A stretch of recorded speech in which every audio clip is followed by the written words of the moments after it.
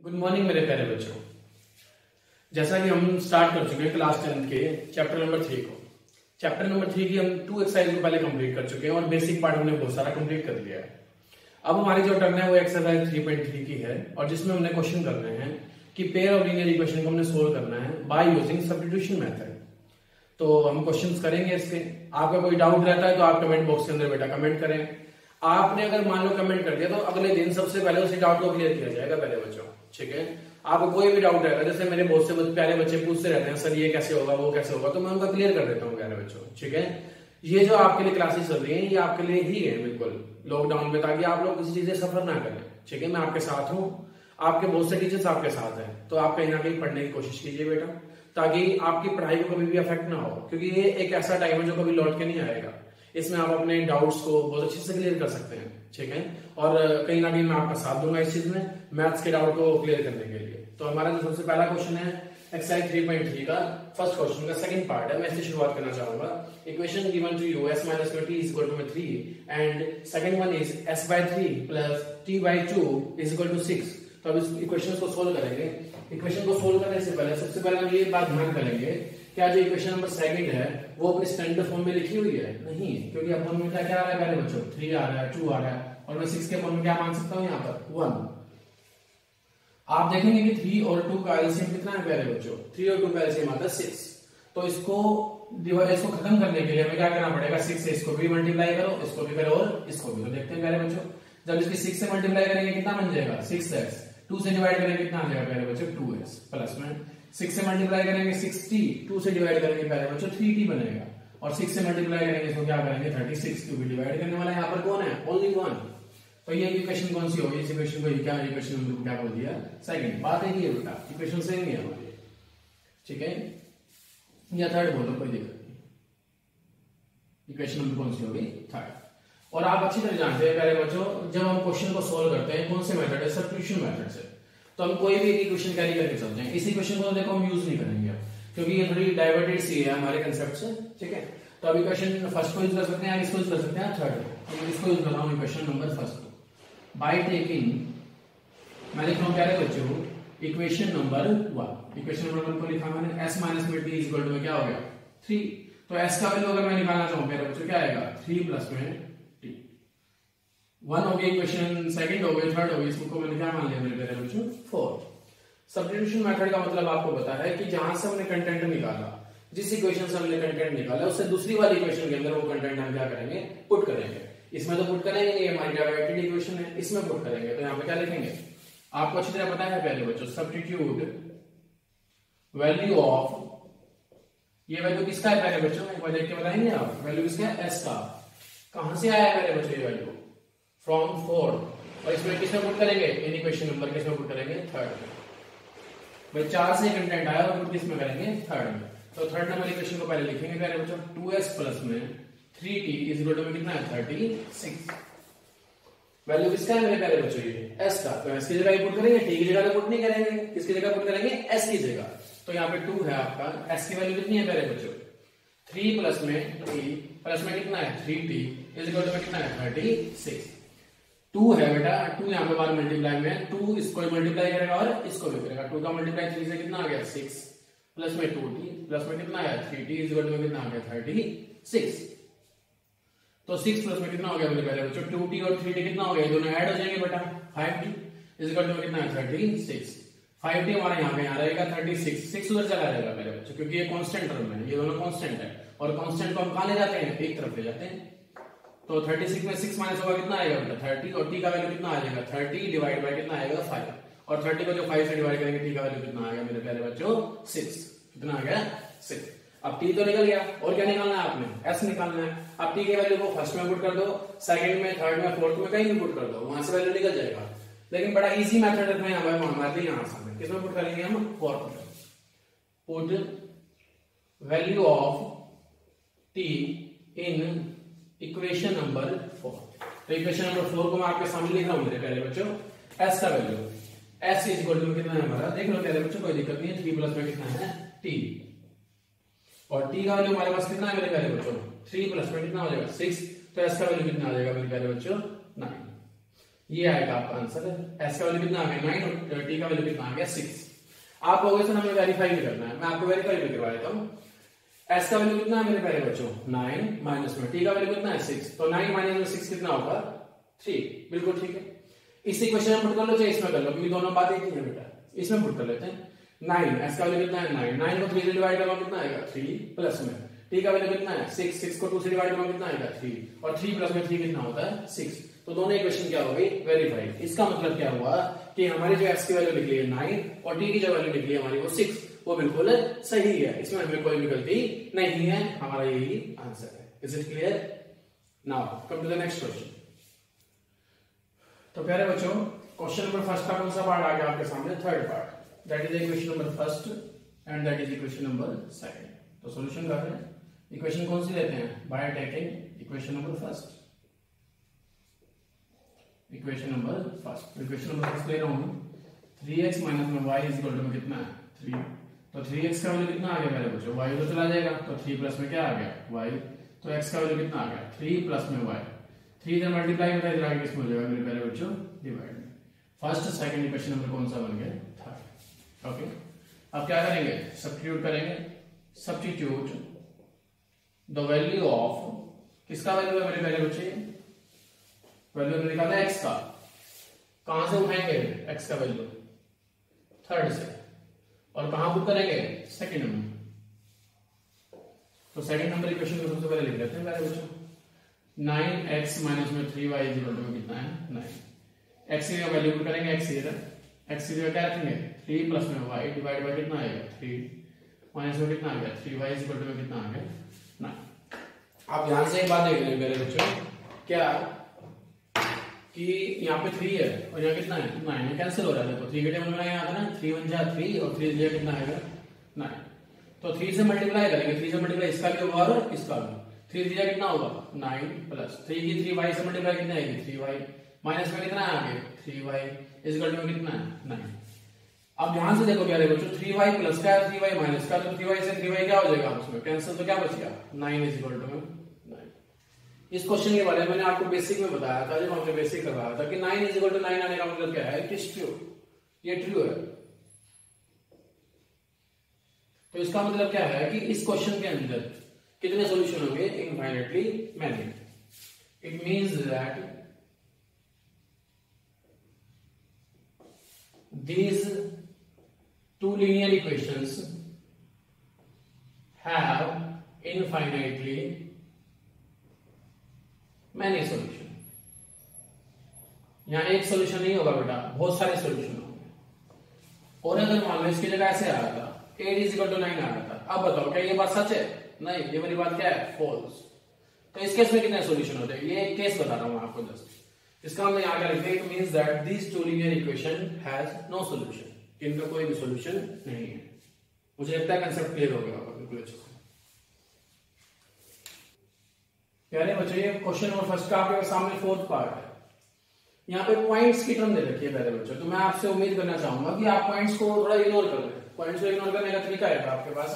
अगर मान लो आप पॉइंट हटा रहे हो तो ऊपर वाले का पॉइंट के बाद कितने डिजिट यहाँ पे 1 है, तो यहाँ पे क्या लिख सकते हैं इसको 2/10। ये क्या हो सकता है 3/10, और ये क्या हो सकता है 13/10। आप लोग पॉइंट इक्वेशन नंबर कौन सी है? फर्स्ट। अगले मतलब क्या लिख सकते हैं 4/10, 5/10, और यहाँ पे क्या लिख सकते हैं 23/10। इक्वेशन नंबर अभी भी कौन सी है? सेकंड। आप 10 को हटा सकते हो, इसका क्या करके 10 से क्या करके मल्टीप्लाई करके। तो इक्वेशन नंबर इसको 1 को भी किससे मल्टीप्लाई कर लो 10 से हट जाएगा, और सेकंड को भी किससे मल्टीप्लाई करो 10 से, तो क्या बनेगा 2x प्लस में 3y is equal to 13। Equation number third बोलो। अगला क्या होगा 4x plus 5y is equal to 23। Equation number कौन सी होगी? ये होगी। अब इसको क्या कर सकते हो फोर्थ वन भी। अब इसमें सब्स्टिट्यूशन लगा लो। इक्वेशन नंबर कौन सी लेके चल पड़ा? थर्ड लेके चल पड़ो, उसके वैल्यू किसमें पुट कर लेना फोर्थ में। अब देखो पॉइंट नहीं दिख रहा कहीं पे, इसलिए हमने पहले पॉइंट को हटाया, तो थोड़ा सा पजल कर देता है क्वेश्चन। हमने पॉइंट को हटाया, अब क्वेश्चन को सोल्व करो, इसके बाद आप अच्छे से सोल्व कर सकते हो आगे। अब आपने सोल्व खुद करना है बच्चों, क्योंकि आपको मेथड सिखा दिया गया है। Okay, you can try. अगर कोई दिक्कत आती है तो बताएंगे आप। पहले बच्चों क्वेश्चन नंबर फर्स्ट का फिफ्थ पार्ट आ गया आपके सामने, ठीक है। तो इक्वेशन नंबर इसमें कैरी करेंगे हम। इक्वेशन नंबर फर्स्ट कैरी करो बाय टेकिंग इक्वेशन नंबर कौन सी होगी पहले बच्चों? फर्स्ट। इक्वेशन नंबर फर्स्ट क्या है? √2x प्लस में √3y इक्वल टू क्या है? 0। तो √2x का वैल्यू कितना आ गया? ये माइनस का हो जाएगा, उधर जाके माइनस का √3। तो x का वैल्यू कितना आ गया मेरे पहले बच्चों? √3 डिवाइड बाय क्या हो जाएगा पहले बच्चों? √2 और साथ में क्या आ जाएगा? y। ये इसका मान ऊपर ही है y, इसको अगर यहां लिखी हमें एक ही बात है। इक्वेशन फर्स्ट सेकंड वाली क्या होगी? तो क्या करेंगे? सब्स्टिट्यूट करेंगे वैल्यू किसका? x का। कहां से? थर्ड से। किसमें? सेकंड में। Very easy. वैल्यू ऑफ किसका? x का। कहां से? थर्ड से। किसमें? सेकंड में। तो कितना है यहाँ पे? √3x माइनस में √8y इज इक्वल टू कितना है? 0। तो x का वैल्यू पुट कर देते हैं मेरे बच्चे, ये x का वैल्यू है। तो x का वैल्यू पुट किया तो माइनस का कितना है? √3 डिवाइड बाय कितना है? √2 और साथ में कितना है? y इज इक्वल टू कितना है? 0। अब आप ध्यान से एक बात देखें बेटा यहाँ पे कि अगर जब इसकी इससे मल्टीप्लाई करेंगे, जब इसकी इससे मल्टीप्लाई करते हैं तो आंसर क्या आएगा? √3 की √3 से मल्टीप्लाई होगा बेटा, आंसर कितना आएगा? 3। तो माइनस का 3 ऊपर बन गया, साथ में क्या है? y और डिवाइड में क्या है? क्योंकि इसकी जो मल्टीप्लाई है बेटा बस ऊपर वाले से होती है, नीचे वाले से कोई मल्टीप्लाई नहीं होती। माइनस का √8y इज इक्वल टू कितना आ गया? 0। अब यहां से वैल्यू किसका निकालना है आपने? वैल्यू निकालना है आपने यहां से y का। अब y का वैल्यू देखो पहले बच्चों कैसे निकल सकता है। अगर मैं यहां से इसको सोल्व करने की कोशिश करता हूं तो ये कितना आएगा? देख के चलेंगे। तो इसके बाद की बात क्या है मेरे बच्चों? यहां से ध्यान से देखो, यहां से y कॉमन आता है हमारा। जैसे ही वहां पे y कॉमन लेंगे तो यहाँ पे क्या बचेगा? माइनस का 3/√2 और माइनस साइन ये क्या बचेगा? √8 इज इक्वल टू क्या आएगा? 0। वैल्यू निकालना है y का। अब इसमें कोई भी नहीं, कांस्टेंट टर्म है, ये कांस्टेंट टर्म मल्टीप्लाई है किसके? तो y के साथ। तो ये कहां चली जाएगी? 0 के अपॉन में। 0 के अपॉन में चली गई ये कांस्टेंट टर्म। माइनस का 3y कितना है? √2 और माइनस में कितना है? √8। और आप अच्छी तरह जानते हैं कि अगर 0 के अपॉन में कुछ भी होना प्यारे बच्चों तो आंसर क्या होता है? 0। तो y का आंसर क्या आ गया मेरे प्यारे बच्चों? 0। तो y की वैल्यू को 0 कहां पुट करेंगे बेटा? फर्स्ट में पुट कर लो, सेकंड में पुट कर लो या थर्ड में, मर्जी किसकी मेरे प्यारे बच्चों की। तो यहां पे पुट करेंगे हम, पुट वैल्यू ऑफ किसकी? y के इन थर्ड में कर लो मेरे प्यारे बच्चों, ये थर्ड। तो x is equal to minus का √3, यहाँ पे कितना है? √2 और यहाँ पे कितना है? y। तो जैसे ही मैं यहाँ पे y का वैल्यू मेरे प्यारे बच्चों 0 पुट करने वाला तो 0 की किसी से मल्टीप्लाई करते हैं, आंसर क्या आता है? 0। तो x का वैल्यू भी 0 होगा, यहाँ पे y का वैल्यू क्या होगा? 0। That is your solution. तो क्या करेंगे? रेक्टिफाई कर लो, 0 रखो, 0 की मल्टीप्लाई इससे 0, 0 की मल्टीप्लाई इससे 0, 0 प्लस में 0 कितना? 0, 0 में 0 कितना? 0 हो जाएगा। क्वेश्चन नंबर सेकंड करते हैं इसके बाद। तो आइए पहले बच्चों क्वेश्चन नंबर करते हैं सेकंड। क्वेश्चन नंबर सेकंड में क्या कह रहा है? इन दोनों इक्वेशंस को सोल्व करो। उसके बाद सोल्व करने के बाद यहां से किसकी वैल्यू निकल जाएगी? x की और y की। लेकिन वैल्यू किसके निकालनी है आपको? m की, for which this is given to you. अब ध्यान से देखो, आपको ये m निकालना है, ये m। x और y आपको यहां से निकल जाएगा। उस x और y की वैल्यू को, x की वैल्यू को यहां पुट करना, y की वैल्यू को यहां पुट करना, तो वहां से क्या निकल जाएगा आपका? m। क्या निकल जाएगा? m। तो क्वेश्चन करते हैं भाई। सबसे पहले क्या? बाय टेकिंग इक्वेशन नंबर मेरे प्यारे बच्चों फर्स्ट ले लिया मैंने। 2x प्लस में कितना है? 3y इज इक्वल टू कितना है? 11। 2x का वैल्यू कितना आ गया? 11 माइनस में 3y। और मेरे प्यारे बच्चों x का वैल्यू कितना आ गया? 11 माइनस में 3y डिवाइड बाय कितना आ गया? इक्वेशन नंबर कौन सी होगी? थर्ड। अब इक्वेशन नंबर थर्ड के से कंटेंट किसका? x का कंटेंट कहां पुट कर दो? सेकंड में। वहीं कर दो मेरे प्यारे बच्चों, बुरा तो नहीं मानोगे? पूरा मानने भी नहीं देंगे मेरे प्यारे बच्चों को। सब्स्टिट्यूट द वैल्यू ऑफ किसका? x का। कहां से?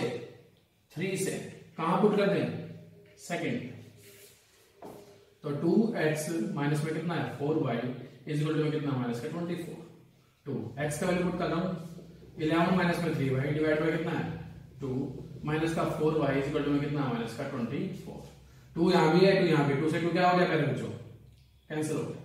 अगर 2 यहां होगा ना बेटा वो कैंसिल नहीं हो सकता, बाहर होना चाहिए 2 कैंसिल करने के लिए। इसके बारे में बताऊंगा मैं आपको अभी। तो क्या बच गया हमारे पास? 11 माइनस में 3y। ये तो स्टेटमेंट है बेटा, इसके ऊपर ध्यान, थोड़ा सा ध्यान रखना, ठीक है। 11 माइनस में 3y बचा, माइनस का क्या बचा? 4y और इस इक्वल टू क्या बचा? माइनस का 24। माइनस का 3y माइनस का 4y माइनस का 7y माइनस का 24। माइनस का 7y ले गया, कांस्टेंट है, 11 उधर चला जाएगा मेरे प्यारे बच्चों, माइनस का 11। माइनस का 24 माइनस का 11 दोनों माइनस के ऐड हो जाएंगे, माइनस का 35 देंगे, माइनस से माइनस क्या हो गया कैंसिल, 35 के डिवाइड में क्या आएगा 7, तो आंसर कितना बचेगा मेरे प्यारे बच्चों 5। 5 बचने के बाद आप y का वैल्यू कहां पुट करके देख लो, यहां पुट कर दो, वहां से क्या निकल जाएगा x, देख लो बेटा ऐसे कर देता हूं 5 यहां पुट कर दूंगा, 5 चीजा कितना हो गया 15, 11 माइनस में 15 मेरे प्यारे बच्चों माइनस का 4 बचेगा, माइनस 4 को जब 2 से डिवाइड करूंगा तो बेटा x का वैल्यू कितना आएगा माइनस में 2, तो x भी निकल गया मेरे प्यारे बच्चों, और क्या निकल गया हमारा y भी निकल गया।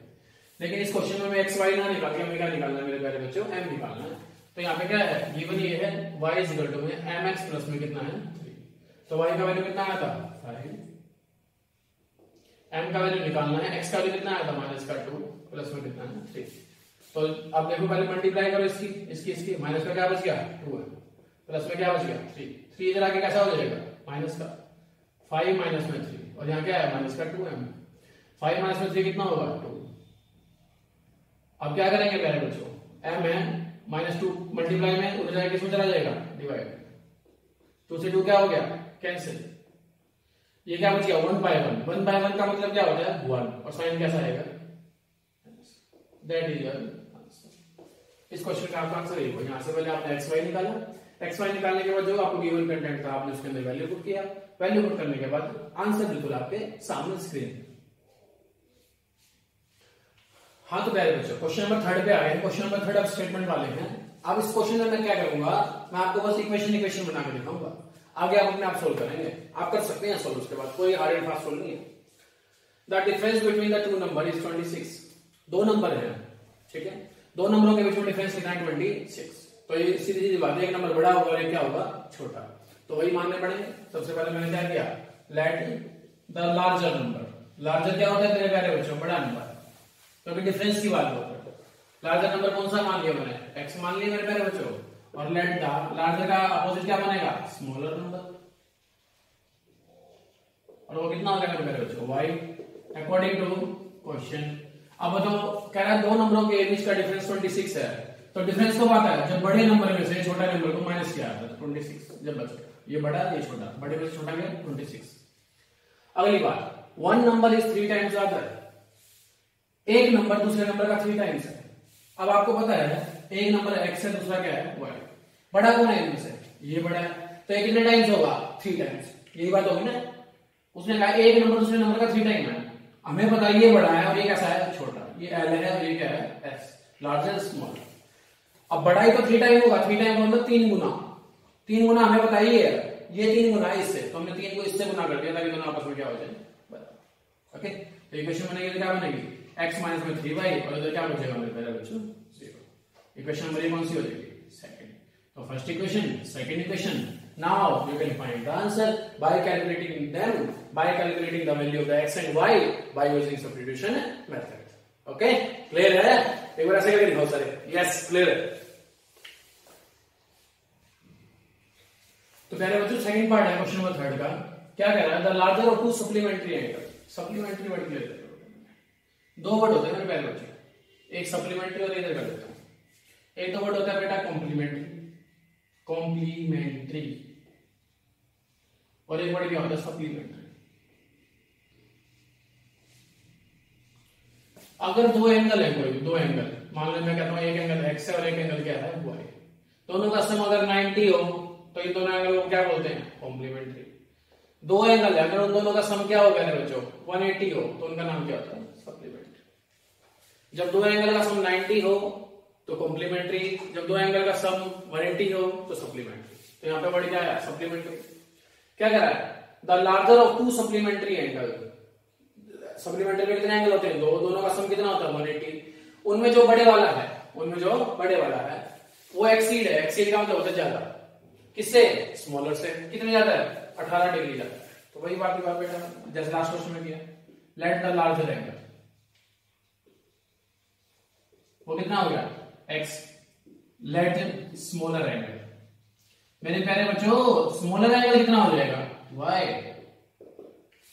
According to question. सबसे पहले तो बताओ सप्लीमेंट्री डेफिनेशन, भाई ये वाला लार्जर है स्मॉलर है लेकिन दोनों का सम तो कितना होना है 180 होना, क्योंकि एंगल कैसे हैं सप्लीमेंट्री। इक्वेशन नंबर क्या बनेगी फर्स्ट, क्या बन गई फर्स्ट। दूसरी बात क्या है कि larger of the two supplementary element, जो उसमें बड़ा है बड़ा लिख लिया, जो उसमें छोटा है छोटा लिख लिया। ये बड़ा है ये छोटा है। बड़ा कितना ज्यादा है? 18 ज्यादा है। ये क्या है? 18 ज्यादा है, तो हमने 18 इसमें ऐड कर दिया ताकि दोनों आपस में क्या हो जाए? इक्वल। तो इक्वेशन यहां से क्या बनेगी? y इधर आ जाएगा मेरे प्यारे बच्चों, x माइनस में y इक्वल टू क्या बनेगी? 8। ये इक्वेशन कौन सी होगी? सेकंड। फर्स्ट सेकंड, तो यहां से वैल्यू निकल जाएगी बेटा किसकी? x की और y की। उसने वही कहा क्वेश्चन के अंदर, क्या करना है? फाइंड देम, उनको फाइंड आउट करना है। फाइंड आउट हम कर सकते हैं इजीली, हो जाएगा। यहाँ पे अगर बच्चों x माइनस में y जब इधर आएगा तो x माइनस का y लेगा, इसी में क्या बचेगा? 18। मैं 8 बोल गया गलती से, ठीक है? तो क्या बचेगा? 18। प्यारे बच्चों क्वेश्चन नंबर किस पे आ गए हम? थर्ड के थर्ड पार्ट पे आ गए। आपके सामने मैंने स्टेटमेंट लिखा, the coach of the cricket team, एक क्रिकेट टीम है उसका कोच बाइज का मतलब क्या होता है? खरीदता है 7 बैट, खरीदता है बेटा 6 बॉल। बैट पता है ना, बैटिंग करने वाले बैट। 6 बॉल पता है आपको? 6 बॉल 3800 रुपए की। लेटर का मतलब क्या होता है? बाद में। शी बाइज मतलब लड़की है, जो कोच है वो लड़की है। 3 बैट एंड 5 बॉल, 3 बैट खरीद लिया और कितनी बॉल खरीद लिया? 5। कितने में? 1750 रुपए में। आपको क्या निकालना है? आपको एक बैट की और एक बॉल की क्या निकालनी है? कॉस्ट निकालनी है। तो ये मान लिया हमने, let the cost of 1 bat कितनी होगी? ₹x। Let the cost of 1 ball, वो कितनी होगी? ₹y according to question. जो बात रखी है बेटा, एक बैट की कीमत कितनी है? x, तो 7 बैट की कीमत कितनी हो जाएगी? 7x प्लस एक बॉल की कीमत कितनी है? y, तो 6 बॉल की कीमत कितनी हो जाएगी? 6y। इनके सारे मिलाकर उसने कितने पैसे दिए? कितने रुपए दिए? 3800।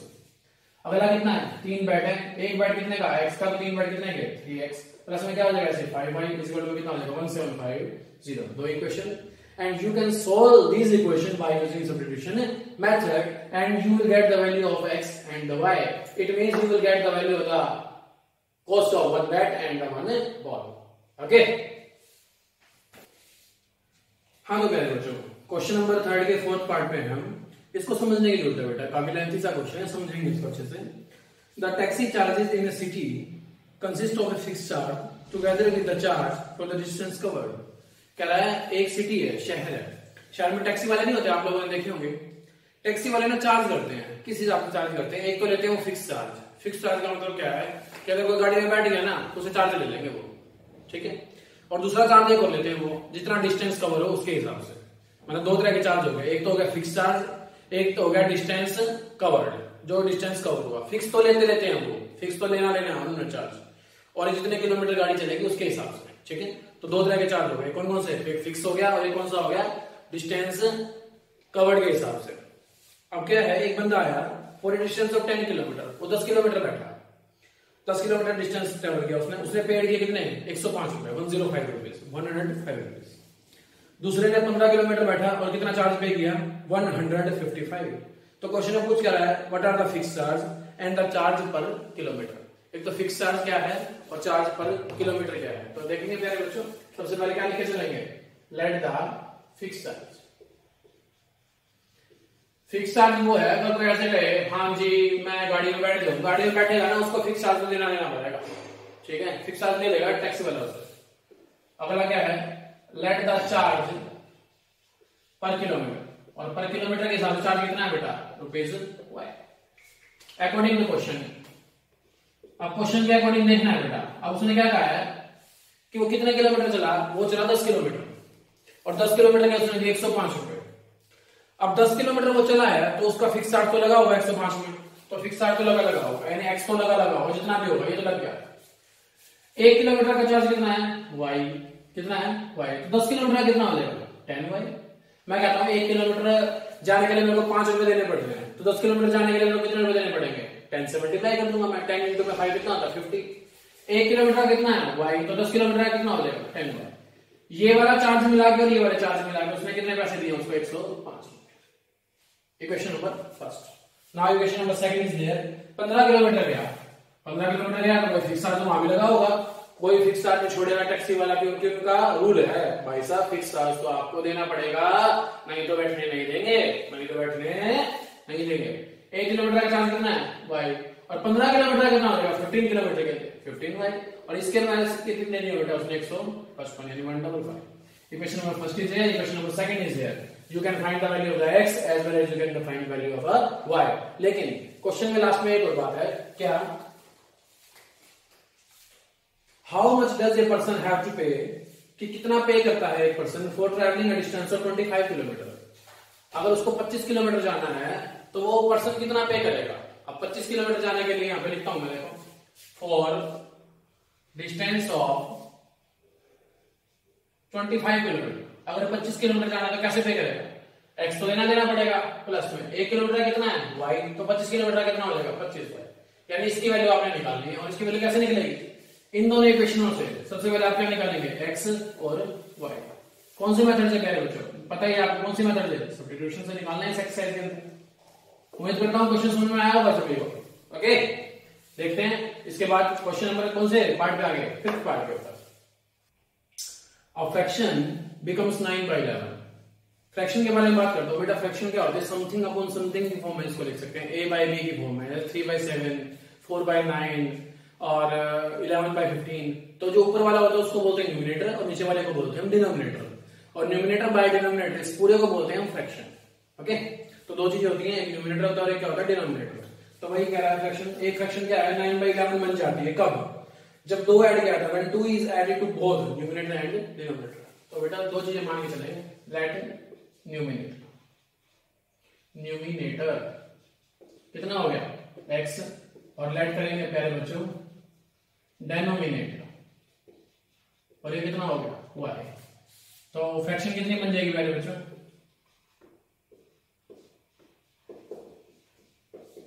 x/y। एक बच्चा इसको कहता है फ्रैक्चर, अरे फ्रैक्चर नहीं है फ्रैक्शन, क्या है ये फ्रैक्शन, भिन्न, इसको भिन्न बोलते हैं अकॉर्डिंग टू क्वेश्चन। क्लियर है, आप करते हैं क्वेश्चन को। A fraction become 9/11 if 2 is added to the both numerator and denominator। पहले फ्रैक्शन लिख ली, जब न्यूमिनेटर में भी और डिनोमिनेटर में भी 2 ऐड करते हैं तो ये फ्रैक्शन कितनी बन जाती है 9/11। 9/11। अब इसको ठीक करने के लिए हम क्या करेंगे, ठीक इसको बाद में करते हैं, केस सेकंड, जो सेकंड केस में If 3 is added to both numerator and denominator, अगर न्यूमिनेटर में भी और डिनोमिनेटर में भी फ्रैक्शन ये है 3 ऐड करते हैं तो वो क्या बन जाती है मेरे प्यारे बच्चों, बन जाती है 5/6। अब यहां से क्या निकालेंगे, हम इक्वेशन निकालेंगे। क्या निकालेंगे मेरे प्यारे बच्चों, इक्वेशन। कैसे निकलेगी, क्रॉस मल्टीप्लाई करेंगे। यहां का मल्टीप्लाई ऐसे लिखता हूं, मैं आपको अच्छे से समझाऊंगा ताकि आपके डाउट्स ना आए। मेरा पढ़ाने का मेन मोटिव ये है बेटा कि आपके डाउट्स खत्म करना है। तो 11 की मल्टीप्लाई x से 11x प्लस 11 की मल्टीप्लाई 2 से 22, 9 की मल्टीप्लाई y से 9y, और 9 की मल्टीप्लाई 2 से 8। तो ये इधर आएगा प्यारे बच्चों, क्योंकि y वाले टर्म को इधर लेके आएंगे, और ये कांस्टेंट है और ये कांस्टेंट है। ये तो ऑलरेडी वहीं पे है बेटा, 18 वहीं पे है। 22 इधर जाके कैसा हो जाएगा माइनस का, तो 11x माइनस में 9y इज इक्वल टू कितना हो जाएगा माइनस का 4। इक्वेशन नंबर क्या आएगी मेरे प्यारे बच्चों, फर्स्ट। ऐसे एक इक्वेशन यहां से निकलेगी 6x, अब मल्टीप्लाई कर रहा हूं सीधे, 6x प्लस में क्या हो गया 18, 5 की मल्टीप्लाई 5y प्लस में क्या हो गया 15, y वाले टर्म इधर आएगा मेरे प्यारे बच्चों, 5y इधर आ गया, माइनस का हो जाएगा, 18 उधर जाएगा प्यारे बच्चों, 15 तो ऑलरेडी वही है, 18 उधर जाएगा, कैसा हो जाएगा माइनस का 6x minus 5y is equal to क्या आ गया माइनस का 3। इक्वेशन नंबर क्या आ गया मेरे प्यारे बच्चों, second. Equation number first is there, equation number second is there. You can find the value of the x and y, and you can put the value of the x and y in the fraction. That will be your answer. उम्मीद करता हूँ सभी को समझ में आ रहा होगा प्यारे बच्चों। नहीं आएगा तो कमेंट बॉक्स में डाउट अपना लिख देना प्यारे बच्चों, क्लियर करूंगा उसको। ओके, अगले नेक्स्ट क्वेश्चन। हाँ तो मेरे प्यारे बच्चों, क्वेश्चन नंबर कौन सा है प्यारे बच्चों, 6th पार्ट पर में कह रहा है 5 year hence। hence का मतलब क्या होता है मेरे प्यारे बच्चों, hence का मतलब होता है बाद में। तो 2-3 वर्ड लिखता हूँ मैं, इसका मतलब बाद में होता है आफ्टर, हैंस लिखा हो या क्या लिखा हो लेटर, इसका मतलब क्या होता है मेरे बच्चों बाद में। और एगो लिखा हो या बिफोर लिखा हो, इसका मतलब क्या होता है मेरे बच्चों पहले। ठीक है, तो ये एज वाले क्वेश्चन में आते हैं 5 वर्ड, इसलिए मैंने यहाँ पे अलग से लिख दिया। ठीक है, आफ्टर, हैंस या लेटर, और एज और बिफोर। एज नहीं, एगो, एगो, एगो स्पेलिंग और तो नहीं मेरे बच्चों, एगो, एगो का मतलब क्या होता है पहले, बिफोर। 5 year hence, 5 साल बाद, The age of Jacob will be 3 times that of son। यानी दो बंदों की बात कर रहा है, एक जैकब की और एक इसकी सन की। तो दोनों की एज मान के चलेंगे, एज कौन सी मान के चलते हैं हमेशा प्रेजेंट एज, मैंने आपको बताया था। Let the present age of the Jacob, Jacob कितनी होगी x years, let the present age of his son, वो कितनी होगी y years। क्वेश्चन करते हैं पहले बच्चों। पहली स्टेटमेंट तो दे दी है उसने, पहली क्वेश्चन कह रहा 5 ईयर हेंस, 5 साल बाद, तो एक्स वाई ये तो है ही है, 5 साल बाद ये कितने का होगा, 5 ऐड हो गया। ये जैकब है, ये उसका बेटा है। The age of Jacob will be 3 times, ये क्या है जैकब की एज, कितनी हो जाएगी 3 टाइम्स। 3 टाइम्स का मतलब क्या होता है 3 गुना, क्या होता है 3 गुना, ये 3 गुना हो जाएगी। तो क्या करेंगे मेरे बच्चों, 3 को इससे गुना करेंगे ताकि दोनों आपस में क्या हो जाए इक्वल। तो x प्लस में y, ये कितना है 3y, 3 की मल्टीप्लाई उससे भी कितना आएगा 15। 3y इधर आगे मेरे बच्चों कैसा हो जाएगा माइनस का, 5 उधर चला जाएगा मेरे बच्चों कैसा हो जाएगा माइनस का। तो x माइनस में 3y का वैल्यू कितना आएगा मेरे प्यारे बच्चों 10। ये क्वेश्चन नंबर कौन सी फर्स्ट। अब ये क्वेश्चन नंबर कौन सी करेंगे सेकंड। 5 ईयर एगो, 5 साल पहले, अब कितनी है दोनों की x y, 5 साल पहले कितने की होगी माइनस का 5 करेंगे। द जैकब एज, जैकब ये है बच्चों, was 7 टाइम्स, कितने गुना थी 7 गुना। जैकब की एज कितने गुना थी 7 गुना, ये 7 गुना थी, मैंने 7 को इससे गुना कर दिया ताकि दोनों आपस में क्या हो जाए इक्वल। 7 की y से मल्टीप्लाई 7y माइनस का कितना होगा 35। तो x माइनस में 7y, ऑलरेडी वहां पे क्या है माइनस का 35, ये उधर जाके कैसा हो जाएगा मेरे प्यारे बच्चों प्लस का 5। तो x माइनस में 7y की वैल्यू कितनी आएगी माइनस का 30। इक्वेशन नंबर क्या होगी सेकंड। इक्वेशन नंबर क्या होगी सेकंड। तो यहां से आप x और y निकाल सकते हो बाय यूजिंग सब्स्टिट्यूशन मेथड। और x की एज किसकी आएगी बेटा जैकब की, और y की एज किसकी आएगी उसके बेटे की। तो हमारी एक्सरसाइज खत्म हो गई मेरे बच्चे, उम्मीद करता हूं सभी को समझ में आई होगी। आज मैं आपसे एक बात और कहना चाहता हूं प्यारे बच्चों, जो बच्चे वीडियो को देखते हैं चाहे उसको वीडियो समझ में आ गई है, उसने देखा उसके सारे डाउट्स क्लियर हो गए, तो उसमें कमेंट जरूर करें ताकि मुझे पता लगे कौन कौन सा बच्चा कहां से पढ़ रहा है। ओके, तो उम्मीद करता हूं जो आपके डाउट्स होंगे आप उसमें लिखेंगे कमेंट बॉक्स में। चैनल को सब्सक्राइब करना ना भूलें, लाइक शेयर हमेशा करते रहें। मैंने आपकी ड्यूटी लगा रखी है, जिस भी बच्चे को बात समझ में आएगी वो कम से कम 3 बच्चों को ये वीडियो जरूर शेयर करे, अपने नॉन्स में अपने किसी में भी 3 बच्चों को जरूर वीडियो शेयर करें। नमस्कार, आपका दिन शुभ हो।